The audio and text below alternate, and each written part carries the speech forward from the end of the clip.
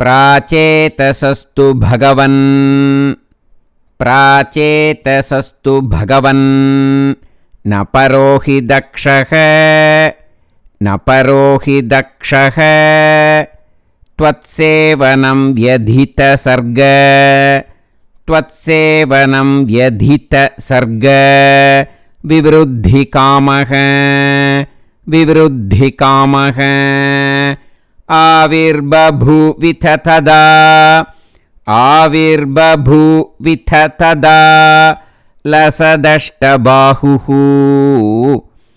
लसदष्टबाहुः तस्मै वरं ददिथताञ्च तस्मै वरं ददिथताञ्च वधूम् असिग्नीम् वधूम् असिग्नीम्. Now again let us repeat. प्राचेतसस्तु भगवन् प्राचेतसस्तु भगवन् न परो हि दक्षः न परो हि दक्षः त्वत्सेवनं व्यधितसर्ग त्वत्सेवनं व्यधितसर्ग विवृद्धिकामः विवृद्धिकामः आविर्बभूविथ तदा आविर्बभूविथ तदा लसदष्टबाहुः लसदष्टबाहुः तस्मै वरं ददिथताञ्च तस्मै वरं ददिथताञ्च वधूम् असिग्नीम् वधूम् असिग्नीम्.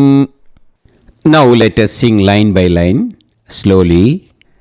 प्राचेतसस्तु भगवन् न परो हि दक्षः प्राचेतसस्तु भगवन् न परो हि दक्षः त्वत्सेवनं व्यतितसर्ग विवृद्धिकामः त्वत्सेवनं व्यधितसर्ग विवृद्धिकामः आविर्बभूविथ तदा लसदष्टबाहुः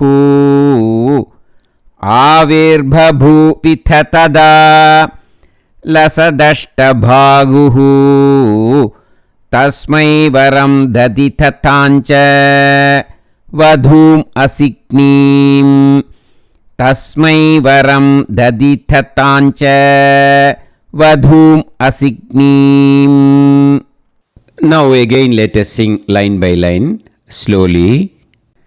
प्राचेतसस्तु भगवन् न परो हि दक्षः प्राचेतसस्तु भगवन् न परो हि दक्षः त्वत्सेवनं व्यतितसर्ग विवृद्धिकामः त्वत्सेवनं व्यधितसर्ग विवृद्धिकामः आविर्बभूविथ तदा लसदष्टबाहुः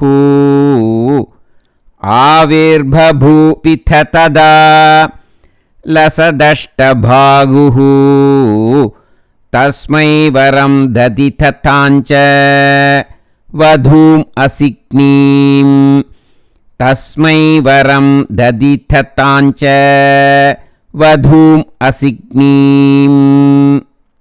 Now let us sing the full sloka slowly. प्राचेतसस्तु भगवन् न परो हि दक्षः त्वत्सेवनं व्यधितसर्ग विवृद्धिकामः आविर्बभूविथ तदा लसदष्टबाहुः तस्मै वरं ददिथताञ्च वधूम् असिग्नीम्. Now again let us repeat the full sloka. प्राचेतसस्तु भगवन् न परो हि दक्षः त्वत्सेवनं व्यधितसर्ग विवृद्धिकामः आविर्बभूविथ तदा लसदष्टबाहुः तस्मै वरं ददिथताञ्च वधूम् असिग्नीम्. Now let us practice how we should sing in the Parayanams. This version will be little bit faster, okay? प्राचेतसस्तु भगवन् अपरो हि दक्षः त्वत्सेवनं व्यतितसर्गविवृद्धिकामः आविर्बभूवि तथधा लसदष्टबाहुः तस्मै वरं ददितथाञ्च वधूम् असिग्नीम्. सर्वत्र गोविन्दनामसङ्कीर्तनं गोविन्द गोविन्द. गुरुवायूरप्पा चरणम्.